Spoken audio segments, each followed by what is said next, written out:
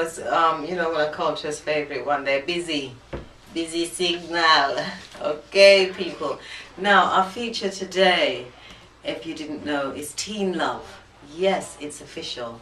Kids who date do badly in school. The earlier youngsters have boyfriends or girlfriends, the worse they do. Now, researchers made the discovery while studying the lifestyle and achievements of more than 600 pupils aged between 11 and 18. Now, this particular teacher said that teachers rated the students with the lowest frequency of dating as having the best study skills, and the students with the highest dating as having the worst. Now, we have Abena here, who we're going to pull in to talk about this first, because Abena, working with young people within schools, know very well, has more of an idea than we do how true this research is. Abena, is there any merit in this? I'd say there's a lot of merit in this. Yes, we do have the young people who date, and luckily, being that they're either strong-minded or they're with somebody who is of like minds, they both study and they get through their courses, that's fine, but that's the very minority. Because most of their thoughts are on the boyfriend, for whatever reason, it takes away from their concentration on their work. Nisha, you're in school, Princess S. What would you say about... I've been out of the secondary school system for just over a year now, so with this young year 11, what would your take be on it? What I've seen from my perspective is that,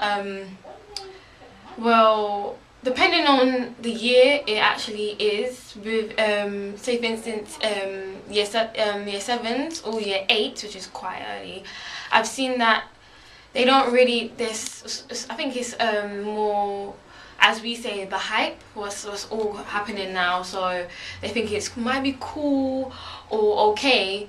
But however, for those that are in the senior years, for instance, year 10 and year 11s, it's more of you're meant to be focused on your studies, what mum's brought me up with. And I do understand, I respect her, and I've seen what she's seen, because nothing is going to be getting you to where you want to be, your career wants to be in life, and I've seen that.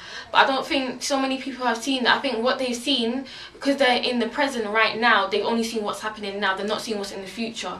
So they don't know whether, if they're focusing on their relationship, then actually their studies, they might think, yeah, because it's now, that's the most important thing. But now, say for instance, as I'm leaving in 14 days of school, people are, some of them, majority of them are maybe starting to realise it is actually all about education. It's about moving on to college, to uni, then to your own career, or you being self-employed as well.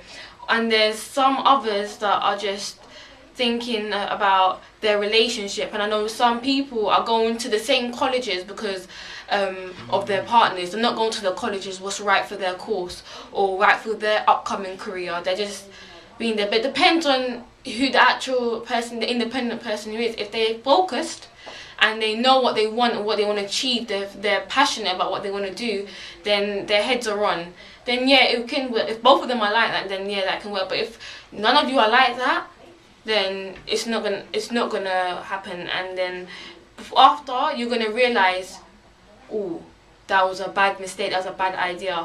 Studying and my books and education is more important, because that's what's going to get me to my qualifications. Okay, Princess S, you made reference to year 7 and year 8. What's the actual age of those children?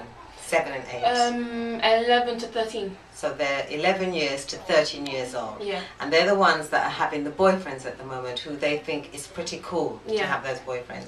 Now, would you agree that in that age group they actually are failing then?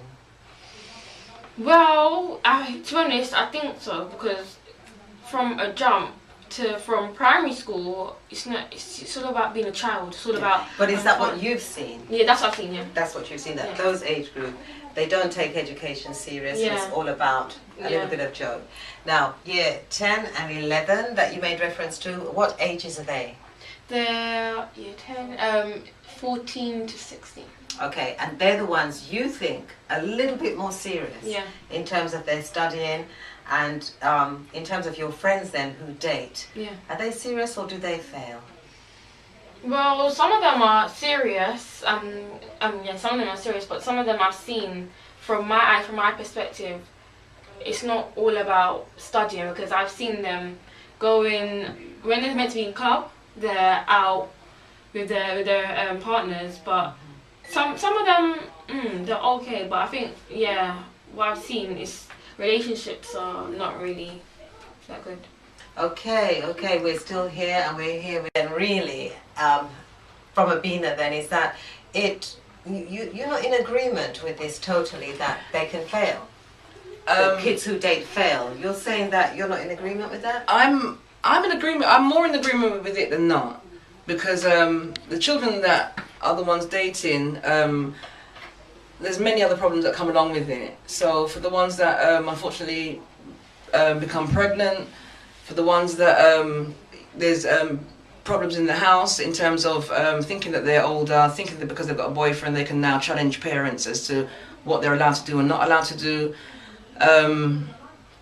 Thinking that for some of them, and I'm sorry, some teachers fail them where they say to them they can go on to college, do a course, because colleges accept D's and accept E's.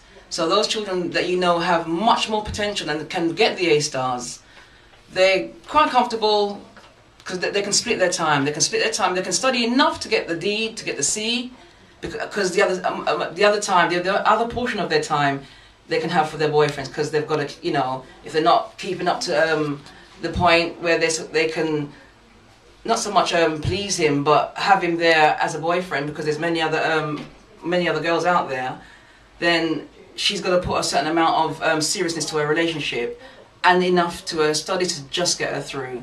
So if they're not failing entirely, they're not getting the marks that they can get. Okay, what I thought, what about with the boys? Is it the same situation? You would think that boys who date as well, that they have more of a problem succeeding in school, or is there some form of difference? With you, tell me, Princess S, you've been in the school. Would you say, and the boys around those age group, would you say they kind of take their studies more serious, or are they more inclined to want the girls to just, chillax? I think it's with a chillax thing.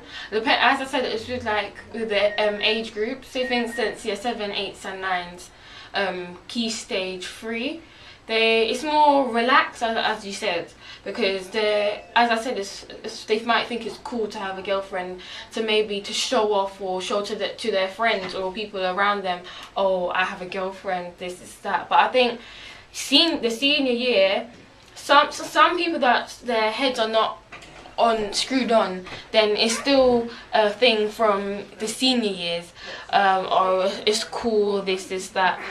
But I've seen some that they do have a relationship, but they still know what they still passionate, they still know what they want, and you can see that they are passionate to achieve that, and they've balanced out their relationship as well as studying for their exams. Okay, let's just go into this text here from 888, where they said that every human has a deep down need to feel respected, considered, protected. Unfortunately, within the home, some of this is missing for teenagers from their parents and their siblings. They seek to fill this void with boyfriends, friends, the music, videos. True. So parents who don't have self-love and respect cannot teach it to their children. Yeah, we know that. We are aware of that. The desire to be successful or achieve is difficult to acquire if your focus is not on your self-development. And I mean, don't we know that to be so true?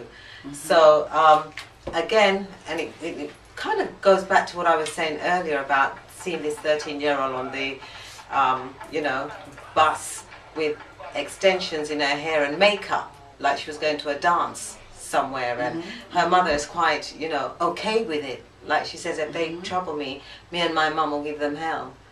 You know, she put her mother into this. So is there then something, after all, in it then that, you know, because we're empowering our children in their wrong, because perhaps we don't have that, as our text says, we don't have the quality, so how are we going to teach it?